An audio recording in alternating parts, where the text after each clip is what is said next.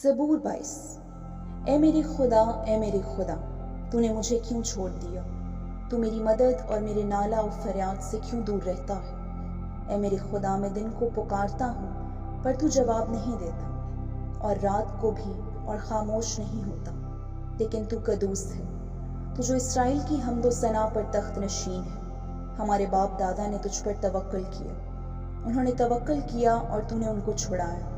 उन्होंने तुझसे फरियाद की और रिहाई पाई। उन्होंने तुझ पर तवक्कल किया और शर्मिंदा ना हुआ।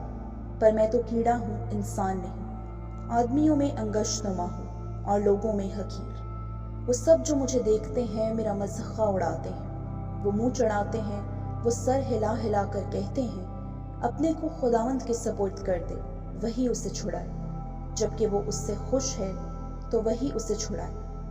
पर तू ही मुझे पेट से बाहर लाया। जब मैं शीर ख्वार ही था, तूने मुझे तवक्कल करना सिखाया। मैं पैदाइश ही से तुझ पर छोड़ा गया। मेरी माँ के पेट ही से तू मेरा खुदा है। मुझसे दूर ना रहे, क्योंकि मुसीबत करीब है, इसलिए कि कोई मददगार नहीं। बहुत से सांडों ने मुझे घेर लिया। बसन के जोरावर सांड मुझे घेरे हुए हैं। वो फाड़ने और गरजने वाले बब्बर की तरह मुझ पर अपना मुंह पसारे हुए हैं। मैं पानी की तरह बह गया, मेरी सब हड्डियां उखड़ गईं।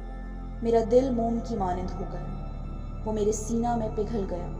मेरी कुव्वत ठेकरे की मानंद खुश्क हो गई, और मेरी जुबान मेरे तालू से चिपक गई। और तूने मुझे मौत की खाक में मिला दिया, क्योंकि कुत्तों ने मुझे घेर लिया है। बदकारों की गिरोह मुझे घेरे हुए है। वो मेरे हाथ और मेरे पाँव छेदते हैं। मैं अपनी सब हड्डियां गिन सकता हूँ। वो मुझे ताकते और घूरते हैं। वो मेरे कपड़े आपस में बांटते हैं और मेरी पोशाक पर कुर्रा डालते हैं। लेकिन तू ए खुदावंद, दूर ना रह। ए मेरे चारा साज, मेरी मदद के लिए जल्दी कर। मेरी जान को तलवार से बचा, मेरी जान को कुत्ते के काबू से, मुझे बब्बर के मुंह से बचा।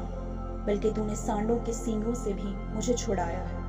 मैं अपने भाइयों से तेरे नाम का इजहार करूँगा, जमायत में तेरी सताइश करूँगा। ए खुदावंद से डरने वालों, उसकी सताइश करो।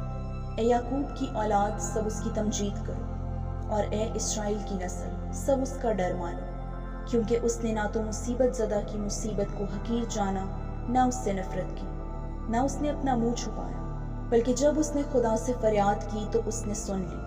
बड़े मजमा में मेरी सना ख्वानी का बाइस तू ही है। मैं उससे डरने वालों के रूबरू अपनी नजरें अदा करूँगा। हलीम खाएंगे और सैर होंगे, खुदावंद के तालिब उसकी सताइश करेंगे।